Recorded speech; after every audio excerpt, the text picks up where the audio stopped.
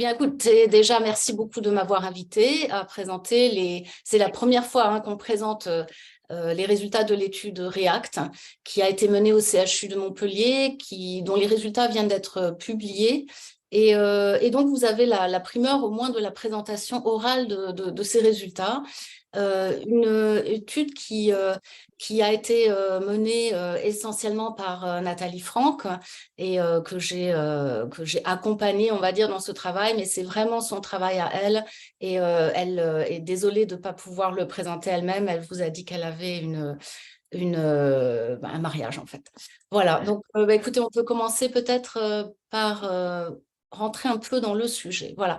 Alors, l'état des lieux, l'idée, c'était vraiment de mieux comprendre les besoins parce que, en effet, je ne vais pas revenir sur toutes ces situations qui ont été extrêmement bien décrites, que vous connaissez très bien.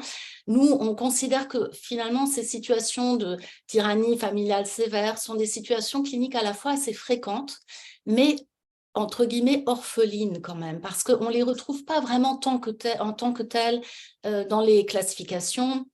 Il y a très peu de recherches. Ce qui s'en rapprocherait le plus, ce serait le trouble des conduites intrafamiliales et l'irritabilité sévère et durable. Donc, si vous voulez, on va avoir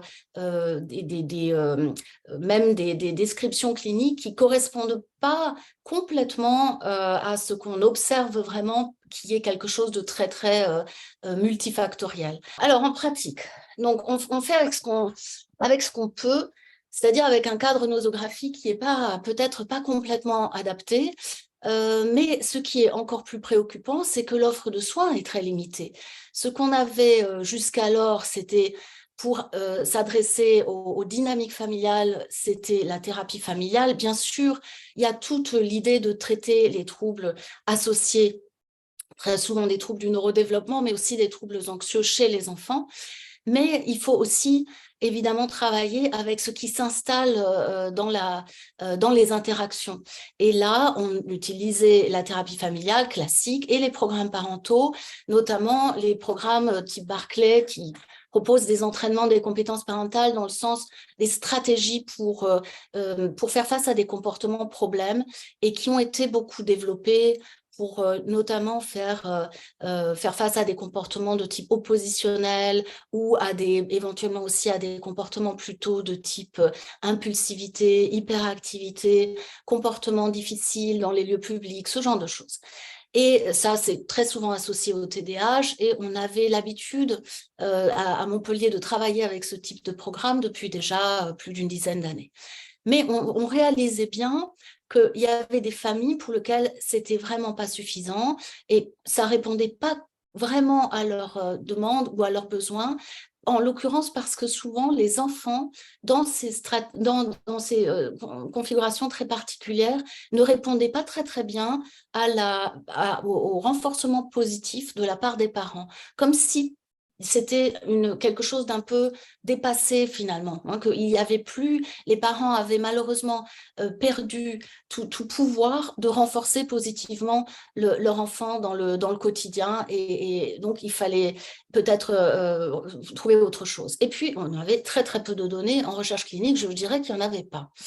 Nous, ce qu'on a vraiment remarqué en faisant le point au sein de l'équipe, en confrontant notre expérience, c'était que finalement ces situations avaient des points communs, à la fois des troubles psychopathologiques chez l'enfant, des facteurs favorisants dans l'environnement, pour certains des événements de vie, et puis parfois une dynamique relationnelle.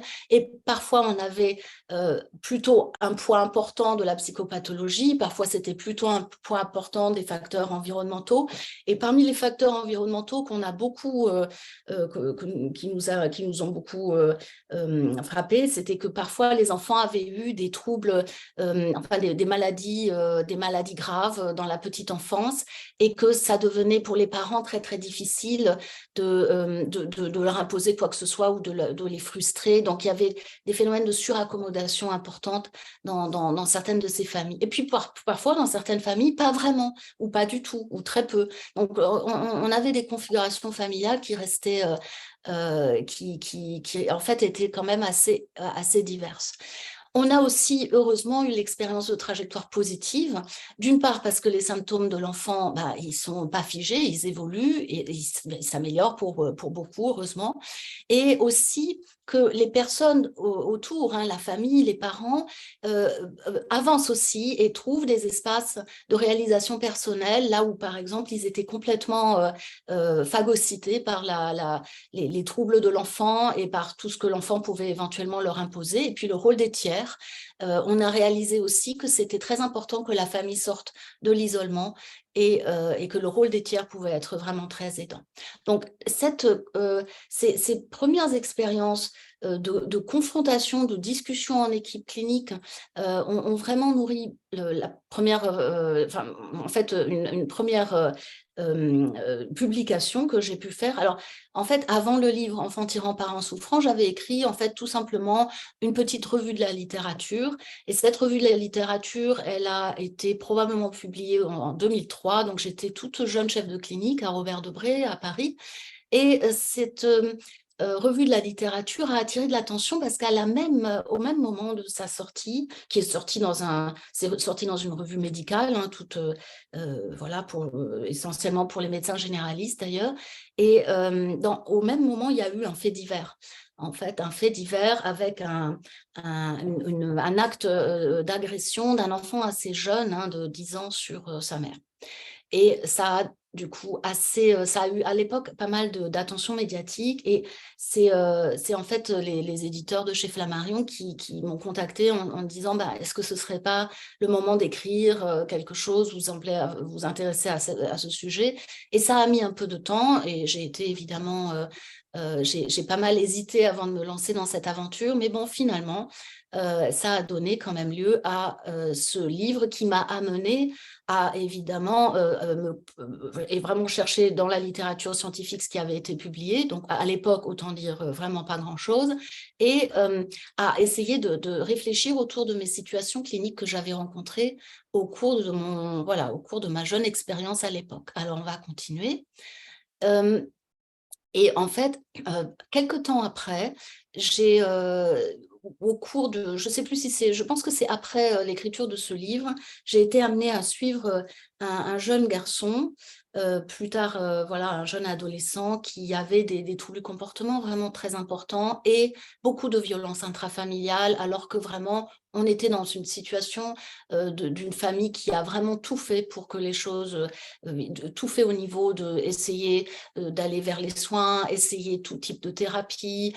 Bien sûr, on a aussi essayé de faire le point sur les troubles associés, essayer de les traiter.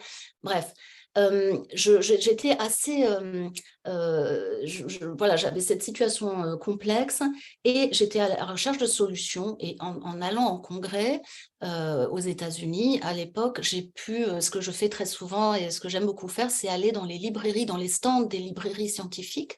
Et dans ce stand de librairie scientifique, je suis tombée sur le livre à l'époque qui n'était pas encore traduit, je crois, autour de la résistance non violente, qui a été écrit par Haïm Omer, qui est donc prof de psychologie à l'université de Tel Aviv. Maintenant, il est retraité, il est toujours actif quand même autour de la résistance non violente. Et j'ai lu dans l'avion. Voilà, dans l'avion, je prends le livre, je me dis ça va m'aider, je vais trouver des pistes. Et vous connaissez évidemment, je ne rentre pas dans le détail, mais ces grands principes, sortir du secret, se faire entourer, se relier aux autres, faire des actions différées, essayer vraiment de ne pas rentrer dans les phénomènes d'escalade, proposer des actions de réparation, informer l'enfant ou l'adolescent aussi des décisions qu'on a prises et qu'on a prises à froid dans un contexte vraiment où on peut réfléchir de façon lucide, éviter les escalades, rester silencieux devant les provocations et la violence immédiate, et puis aussi prendre soin de soi. Alors, il y a évidemment, ce sont les grands piliers.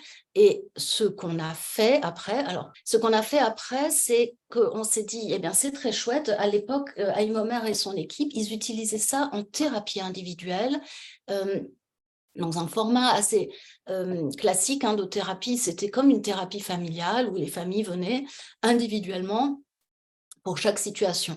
Alors, à l'hôpital, à l'époque, j'étais déjà arrivée au CHU de Montpellier. Et à l'époque, on s'est dit, ben, très bien, eux, ils peuvent faire ça. Nous, on a un service qui est quand même relativement important, reçoit beaucoup de monde, et il est très difficile de faire des thérapies individuelles. Alors, on en fait, il y a de la thérapie familiale individuelle dans notre service, mais on a très peu de créneaux.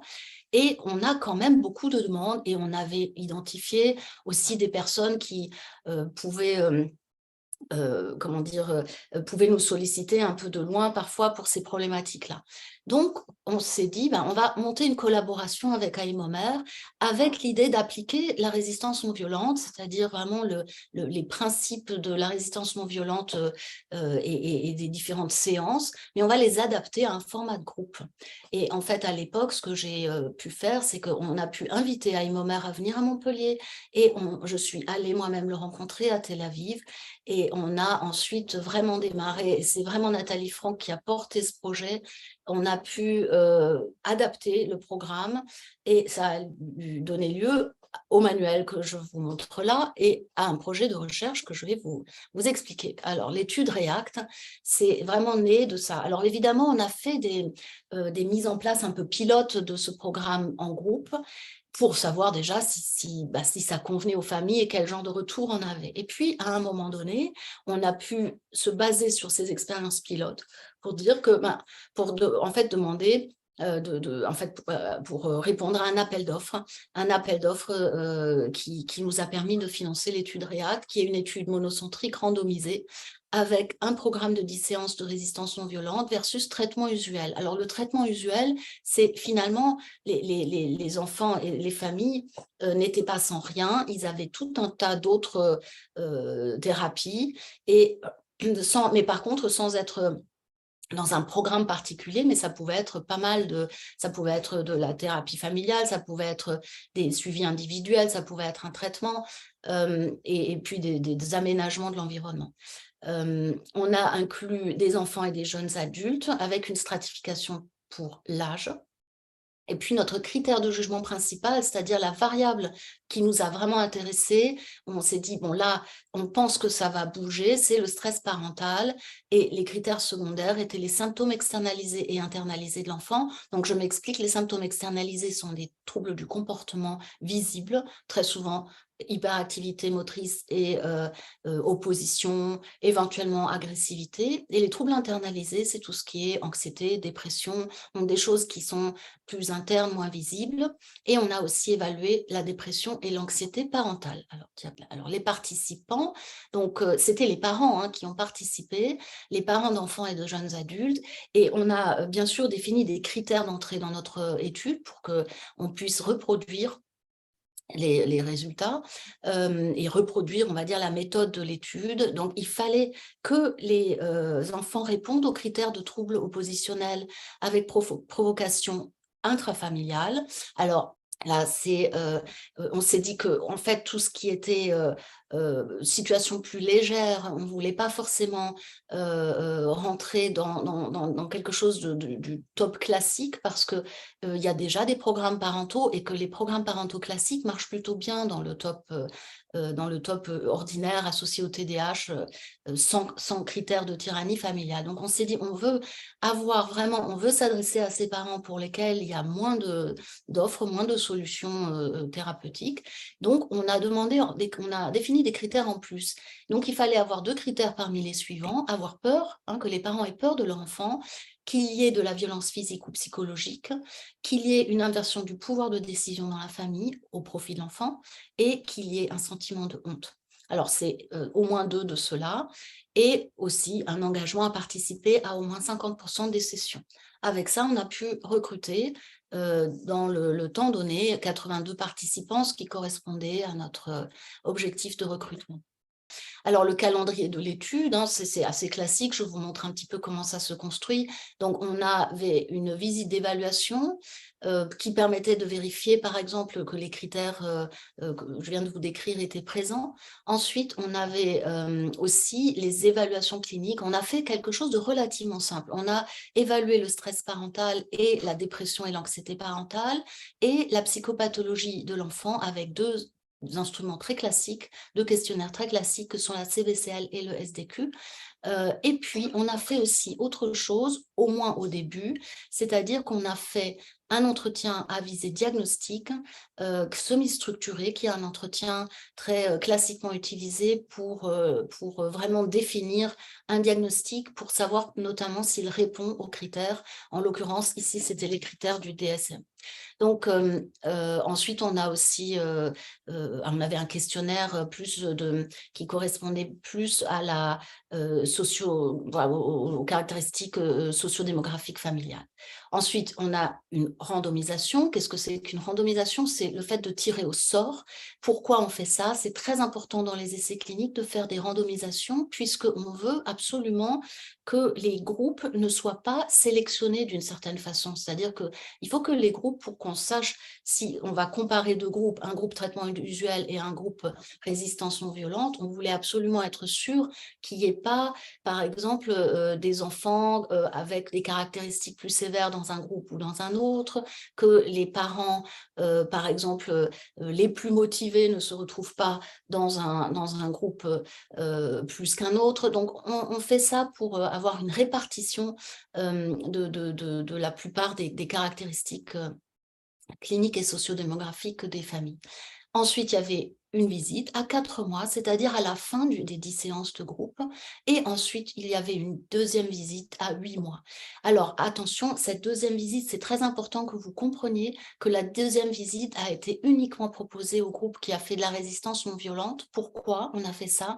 En fait, parce que les parents voulaient quand même pas attendre 8 mois avant de pouvoir démarrer un autre programme de résistance non violente. Donc, on a fait ça pour en fait, faciliter le fait que tous les participants à l'étude aient à un moment donné un accès au groupe.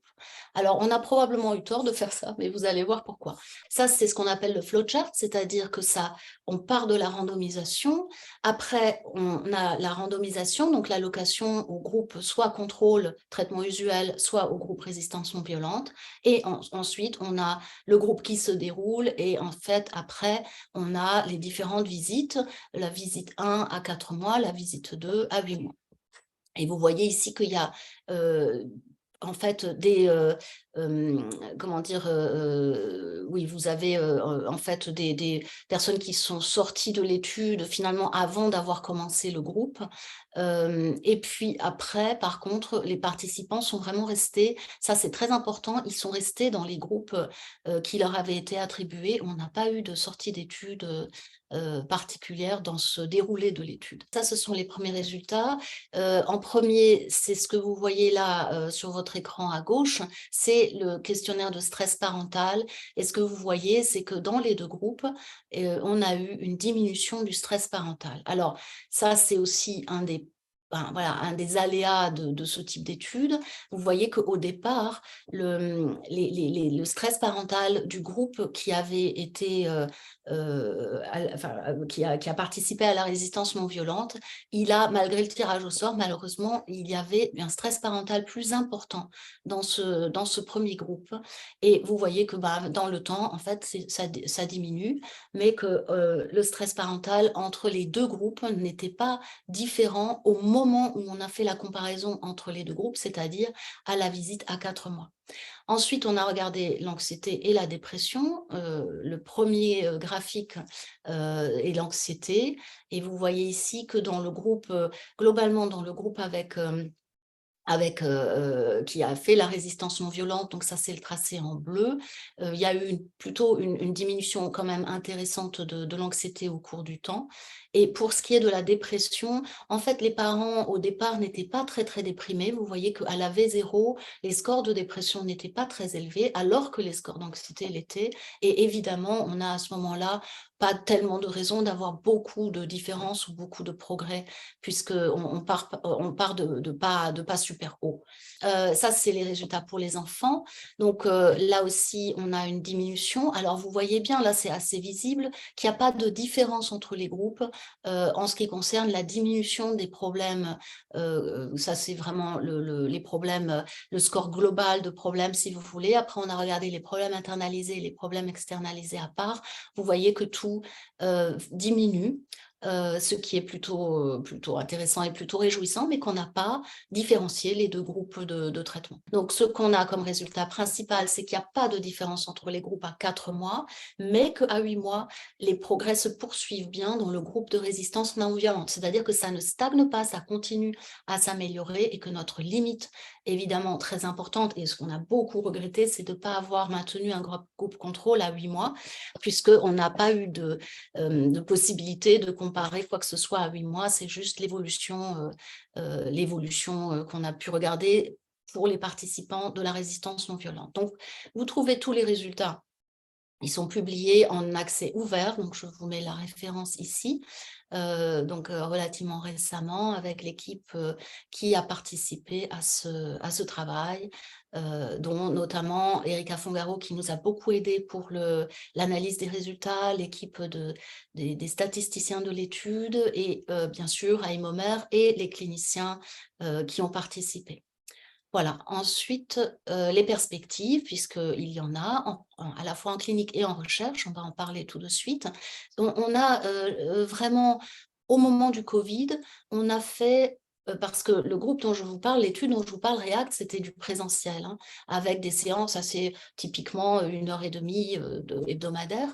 Et depuis le Covid, on a vraiment développé notre offre de programmes parentaux en ligne et on a développé le groupe REACT en ligne avec des séances et des boosters. Et on a aussi travaillé pas mal autour de l'implémentation des techniques au sein des équipes, à la fois en hospitalisation et aussi dans le groupe CARE, qui est un groupe qui s'adresse à des adolescents qui ont des conduites suicidaires, avec un groupe où on prend les adolescents pour développer les stratégies de gestion du stress notamment, et puis en parallèle, on va prendre les parents dans un groupe qui est très inspiré aussi de la RNV, de la résistance non violente. Alors, voilà, donc ça c'est CARE. Alors je vois que les diapos ne sont pas complètement sortis, mais bon, l'essentiel y est. Ça concerne des adolescents de 12 à 16 ans avec des idées suicidaires sévères ou des tentatives de suicide et leurs parents. Donc le volet adolescent est dérivé de la thérapie dialectique comportementale. Pour ceux qui connaissent un petit peu ça, ce sont des thérapies qui ont été vraiment largement utilisées dans les troubles borderline, mais aussi dans la prévention du suicide. C'est assez intensif puisque les adolescents viennent 2 à 3 fois par semaine selon les groupes et les parents viennent 1 fois par semaine. On développe les stratégies de coping, c'est-à-dire vraiment la résistance au stress chez les parents et chez les adolescents. On entraîne les techniques de communication parents-enfants et le support social. Ça a été lancé en mars 2020 et on a reçu aussi là pour avoir là aussi, on a la même stratégie, on a développé en mode pilote au moment de la période post-Covid, là, quand on a eu énormément de demandes et une explosion des besoins de soins autour des problématiques de ce type. Et on a pu obtenir aussi là un financement de recherche, donc c'est la même stratégie, développer comment dire, parce qu'il y a un besoin de soins et une demande, des programmes. Ensuite, avoir un premier retour évidemment des participants, un peu informel, sans cadre de recherche formalisé. Et puis après, aussi faire évoluer notre programme par les réflexions l'intérêt de faire des pilotes, c'est qu'on se nourrit bien sûr et on fait évoluer les programmes avec les retours des adolescents et des parents. Et puis, on a eu un programme là aussi, un financement de recherche pour ce programme CARES qui est en cours là. Voilà. Autre chose, c'est qu'on a pareil, un programme en cours qui est plutôt un programme de thérapie cognitive et comportementale qui s'adresse directement aux enfants qui ont des comportements agressifs dans le cadre d'un trouble des déficit d'attention avec ou sans hyperactivité. Et là aussi, c'est programme combiné enfants-parents. Et là, on est en cours de recrutement. Donc, c'est un peu quelque chose de similaire. Je voulais quand même vous le montrer. Et enfin, notre dernier bébé, si je puis dire, c'est la prochaine diapo, c'est une étude beaucoup plus importante puisqu'elle est nationale, celle-ci. Et ce qui nous intéresse dans cette étude, c'est l'irritabilité sévère chez les enfants avec plusieurs types de troubles. Ils peuvent avoir un TDAH, ils peuvent avoir évidemment les troubles oppositionnels, troubles des conduites, troubles anxieux, troubles de l'humeur. Et on compare 3 groupes. Un groupe parental qui reçoit la résistance non violente, un groupe qui reçoit un programme de Barclay, donc là, les stratégies parentales classiques, et un groupe qui reçoit uniquement de la psychoéducation sur le trouble, donc quelque chose de plus limité. Et là également, on est en cours de recrutement sur ce programme maintenant un peu plus important, avec aussi des effectifs là qui sont plus importants pour être peut-être aussi un peu plus précis, plus puissants dans nos résultats, et aussi qui nous permettent d'aller au-delà de 3 critères d'évaluation, avec donc un recrutement un peu plus ambitieux. Voilà, donc je pense qu'on arrive à la fin. Merci beaucoup pour votre attention.